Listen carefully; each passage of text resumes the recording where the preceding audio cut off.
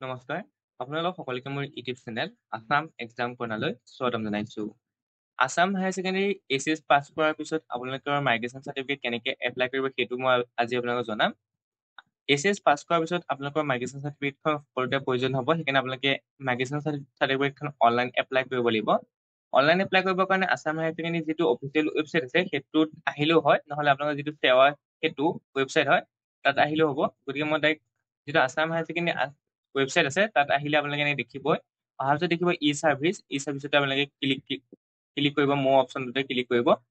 Click কৰাৰ পিছত তলে দেখিব ইয়াত আপোনালোকৰ ইয়াত বহুতকেইটা আছে। ইয়াত আপোনালোকৰ যদি কাৰেকশ্যন অফ ৰেজিষ্ট্ৰেশ্যন চাৰ্টিফিকেটখন যদি কাৰেকশ্যন কৰিব বিচাৰে তেতিয়া সেইটোও পাৰিব। Correction admit card, correction marksheet, correction pass certificate, duplicate registration certificate, duplicate admit card, duplicate marksheet, duplicate pass certificate এইবোৰ আপোনালোকে বনাব পাৰে, লগতে আপোনালোকে কাৰেকশ্যনো কৰিব পাৰে। ইয়াত এপ্লাই ফৰ মাইগ্ৰেশ্যন চাৰ্টিফিকেট যিটো অপশ্যন দেখিছে তাতে আপোনালোকে ক্লিক কৰিব। ক্লিক কৰা মাত্ৰকে আপোনালোকৰ যিটো ৱেবছাইট আছে সেই ৱেবছাইটটো ডাইৰেক্ট সেৱা সেতু পৰ্টেললৈ গুচি যাব। সেৱা সেতু পৰ্টেলত গুচি যোৱাৰ পিছত আপোনালোকৰ ইয়াত আহিব issuance of migration certificate Assam higher secondary. ইয়াত আপোনালোকৰ গাইডলাইনখিনি পঢ়িব পাৰে আৰু ৰিকুৱাৰমেণ্টখিনি পঢ়িব পাৰে। ৰিকুৱাৰমেণ্টত কি কৈছে সুধিব, passport size photograph, applicant signature, এইচএছৰ ৰেজিষ্ট্ৰেশ্যন চাৰ্টিফিকেটখন লাগিব আৰু এইচএছ ফাইনেল ইয়াৰ মাৰ্কশ্বিটখন লাগিব আৰু 11 দিনৰ ভিতৰতে আপুনি পাই যাব। এইখিনি পে'মেণ্টখিনি আপোনালোকৰ হ'ব, আপোনালোকৰ এইখিনি চাই ল'ব। 700 টকা আপোনালোকৰ হয়তো অনলাইন পে'মেণ্ট ল'ব, অৰ্থাৎ আপোনালোকে যেতিয়া মাইগ্ৰেশ্যন চাৰ্টিফিকেটখন এপ্লাই কৰিব তাত 700 টকা আপোনালোকে দিব লাগিব। গতিকে গাইডলাইনখিনি আপোনালোকে চালে, গতিকে এপ্লাই নাও বটনটোতে আপোনালোকে ক্লিক কৰিব। এপ্লাই নাও বটনটো ক্লিক কৰাৰ পিছত আপোনালোকৰ ছিংগুল চাইন ইউজাৰ আহিছে, অৰ্থাৎ আপুনি যদি ইউজাৰ হয় তেতিয়া আপুনি নিজেই এপ্লাই কৰিব পাৰে, নহ'লে আপুনি দোকানত গৈও এপ্লাই কৰিব পাৰে, কেফতো গৈও এপ্লাই কৰিব পাৰে। গতিকে আপোনালোকে ইয়াত ৰেজিষ্টাৰ নাও বটনটোত ক্লিক কৰি ল'ব। ৰেজিষ্টাৰ নাও বটনটোত ক্লিক কৰাৰ পিছত আপোনালোকৰ এনেকৈ ইউ প্ৰমাণ আহিব, অৰ্থাৎ মেৰি পাৰ্চন এইটোত আপোনালোকে কি কৰিব লাগিব, এটা একাউণ্ট ক্ৰিয়েট কৰি ল'ব লাগিব। ইয়াত মোবাইল নম্বৰটো দিব, মোবাইল নম্বৰটো দিয়াৰ পিছত জেনেৰেট অ'টিপি কৰিব। অ'টিপিটো আপোনাৰ মোবাইললৈ যাব, সেইটো ছাবমিট কৰিব। গিভেন নেম, এটা নাম দিবলৈ গৈছে, সেইটো নামটো আপুনি দিব পাৰে। তাৰপৰা জেণ্ডাৰ এইবোৰ আপুনি চিলেক্ট কৰিব। নিজৰ ডেট অফ বাৰ্থটো চিলেক্ট কৰিব। পাৰ্চনেল মেছেজ, এই পাৰ্চনেল মেছেজ আপোনালোকে যেতিয়া লগ ইন কৰিব তেতিয়া আপোনাৰ পাৰ্চনেল মেছেজটো শ্ব' কৰিব, তেতিয়া আপুনি গম পাব যে এইটো আপোনাৰ হয় নে নহয়। এটা ইউজাৰ নেম ক্ৰিয়েট কৰিব লাগিব, আপুনি নিজৰ এটা ইউজাৰ নেম ক্ৰিয়েট কৰিব। আপোনালোকে 4+ ফোনত দি 1 2 3 দি নিজৰ এটা ইউজাৰ নেম ক্ৰিয়েট কৰিব। পাছৱৰ্ড ক্ৰিয়েট কৰিব, কনফাৰ্ম পাছৱৰ্ড কৰিব, সেইখিনি দি আপুনি চাইন আপ কৰিব। তাৰপিছত এটা আপোনাৰ একাউণ্ট ক্ৰিয়েট হৈ যাব। গতিকে আপুনি তেনেকৈ এটা একাউণ্ট ক্ৰিয়েট কৰিব পাৰিব। গতিকে সেইটো আপোনালোকে কৰি ল'ব। গতিকে মই ডাইৰেক্ট আপোনালোকক দেখুৱাই দিম এতিয়া, যিহেতু মই ক্ৰিয়েট কৰি থোৱা আছে। গতিকে মই আপোনালোকক ডাইৰেক্ট লগ ইন কৰি মানে প্ৰচেছটো দেখুৱাই দিম। লগ ইন কৰাৰ পিছত এনেকৈ আপোনালোকৰ আহি যাব, খোল খাব।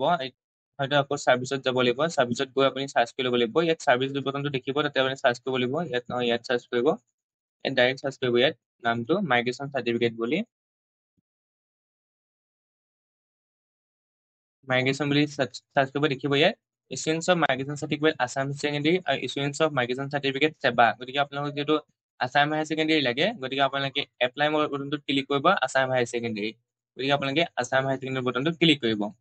আসাম হায়াৰ ছেকেণ্ডেৰী বটনটোত ক্লিক কৰিছে, আকৌ এপ্লাই নাও বটন আহিছে। ইয়াত আপোনালোকৰ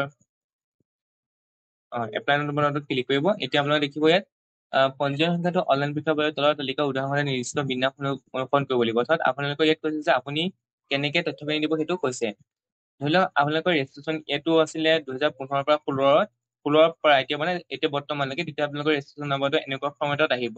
যদি আগৰ আছিলে তেতিয়া ৰেজিষ্ট্ৰেশ্যন ফৰ্মেটটো এনেকুৱা আহিব। গতিকে আপোনালোকৰ যদি এতিয়া মানে ধৰি লওক আপুনি এতিয়া 22-23 চনৰ এপ্লাই কৰিব বিচাৰিছে, তেতিয়া আপোনাৰ ৰেজিষ্ট্ৰেশ্যন ফৰ্মেটটো এনেকুৱা। গতিকে মনত ৰাখিব। ইয়াত কৈছে please enter bill' academic details Assam higher secondary registration season, অৰ্থাৎ ছিজনটো ইয়াত চিলেক্ট কৰিবলৈ কৈছে। আপুনি কোনটো ছিজনত পাছ কৰিছে। ধৰি লওক আপুনি 2025 চনত পাছ কৰিছে, তেতিয়া আপোনাৰ ৰেজিষ্ট্ৰেশ্যন কাৰ্ডখনতে উল্লেখ থাকিব ছিজনটো কি হয়। তেতিয়া আপোনালোকৰ ছিজনটো হয়তো 23-24 হ'ব। গতিকে আপোনালোকে এইটো 23-24 বুলি দিব পাৰে, নহ'লে 22-23 নহ'ব, আপোনালোকৰ 23-24 বা 22-23 হ'ব। 23-24 হ'ব, কাৰণ 23-ৰ পৰা 24 আপোনালোকৰ হ'ব ফাৰ্ষ্ট ইয়েৰ, 24-ৰ পৰা 25 হ'ব এইটো আপোনালোকৰ ছেকেণ্ড ইয়েৰ। গতিকে 23-24 দিব, তেনেকৈ দি পেলাই আপোনালোকে valid Assam higher secondary registration number, যিটো ৰেজিষ্ট্ৰেশ্যন নাম্বাৰ আছে আপোনালোকৰ ৰেজিষ্ট্ৰেশ্যন কাৰ্ডখনত, এইটো উল্লেখ কৰিব। তাৰপৰা year of appearing SS final examination, আপুনি কোনটো চনত এপিয়াৰিং হৈছিলে ফাইনেল এক্সামত, সেইটো আপুনি দিব 25 চন বুলি। Valid HS final year examination roll নম্বৰটো দিব লাগিব। তাৰপৰা valid HS final year examination number, HS final year examination নাম্বাৰটো দিব লাগিব। গতিকে আপোনালোকৰ এইখিনি আপোনালোকে চাব final year examination number, roll number, final year roll আৰু নাম্বাৰ। ৰোলটো আগত দিব লাগিব, নাম্বাৰটো পিছত দিব লাগিব। গতিকে আপুনি সেইখিনি দিব, দিয়াৰ পিছত verify and proceed. Verified proceed কৰাৰ পিছত আপোনাৰ যিখিনি ডিটেইলছ আছে সেইখিনি অট'মেটিক কি কৰিব তেওঁলোকে লৈ ল'ব। সেইকাৰণে আপোনালোকে ভেৰিফাই এণ্ড প্ৰচিড বটনটো ক্লিক কৰি যিখিনি তথ্য আছে, যদি কিবা এটাও ভুল হয় তেতিয়া আপোনাৰ তথ্যখিনি নাহে, কিন্তু যদি আপুনি গোটেইখিনি শুদ্ধকে ভৰাই তেতিয়া আপোনাৰ নামৰ পৰা ধৰি ৰেজিষ্ট্ৰেশ্যন নাম্বাৰৰ পৰা ধৰি সকলো আহি যাব। গতিকে আপুনি সেইখিনি দিয়াৰ পিছত ভেৰিফাই এণ্ড প্ৰচিড বটনটোত ক্লিক কৰিব লাগিব। তাৰপিছত আপোনালোকৰ সেইখিনি ডিটেইলছ অহাৰ পিছত লগালগ আপোনালোকৰ এনেকে আহিব, গোটেই ফৰ্মখন আহিব। ফৰ্মখনত আপোনালোকে ইয়াত আপোনালোকৰ গাঁও চহৰ এই তথ্যখিনি দিব লাগিব। পাৰ্মানেণ্ট এড্ৰেছৰ নিজৰ গাঁও চহৰ এনে দিব লাগিব, ডিষ্ট্ৰিক্ট যি হয় আপুনি চিলেক্ট কৰিব। তাৰপিছত সুধিছে পোষ্টেল এড্ৰেছ অৰ্থাৎ ডাকঘৰ আৰু আপোনাৰ যি গাঁও এড্ৰেছ আছে সেইখিনি আপোনাৰ ছেম নেকি, যদি ছেম হয় আপুনি এইটোতে ক্লিক কৰিব, ছেম নহ'লে আপোনালোকে তলত তথ্যখিনি ভৰাব লাগিব। যদি ছেম হয় তেতিয়াহ'লে ছেম যে পাৰ্মানেণ্ট এড্ৰেছ বুলি দি দিব, যদি ছেম নহয় তেতিয়াহ'লে আপোনালোকে তলৰ তথ্যখিনি ভৰাব লাগিব। গতিকে আপোনালোকে এইখিনি কি কৰিব, এপ্লাই কৰোঁতে ভালদৰে চাই ল'ব, কাৰণ আপোনালোকৰ হয়তো যিখন মাইগ্ৰেশ্যন চাৰ্টিফিকেট আছে চাৰ্টিফিকেটখন হয়তো ডাকঘৰ যোগেও আহিব পাৰে। গতিকে এইখিনি চাই ল'ব। তাৰপৰা এইখিনি আপোনালোকৰ তলৰখিনি এইখিনি থাকিবই, শৈক্ষিক বিৱৰণ, আছাম হায়াৰ ছেকেণ্ডেৰী এইখিনি আপোনালোকৰ থাকিবই। গতিকে এইখিনি এপ্লাই মানে নভৰালেও হ'ব। তাৰপিছত আপোনাৰ নেক্সট পেজটোত সুধিছে ডিটেইলছ, সুধিছে পৰৱৰ্তী অধ্যয়ন কৰিবলৈ বাছি লোৱা বিষয় পাঠ্যক্ৰম বিশ্ববিদ্যালয়ৰ বৰ্ড য'ত নামভৰ্তি বিচাৰিছে। অৰ্থাৎ আপুনি ক'ত পঢ়িব বিচাৰিছে সুধিছে। আছাম হায়াৰ ছেকেণ্ডেৰী পাছ কৰাৰ পিছত আপুনি ক'ত পঢ়িব। আছাম হায়াৰ ছেকেণ্ডেৰী পাছ কৰাৰ পিছত হয়তো আপুনি কোনোবা কলেজ এখনত পঢ়িব বা BA BSc যিকোনো ডিগ্ৰী কৰিব।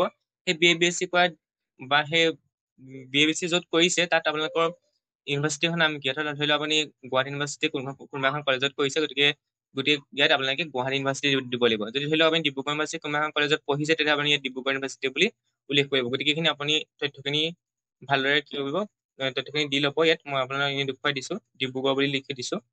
গতিকে আপোনালোকে এইটো তেনেকে এপ্লাই কৰি ল'ব।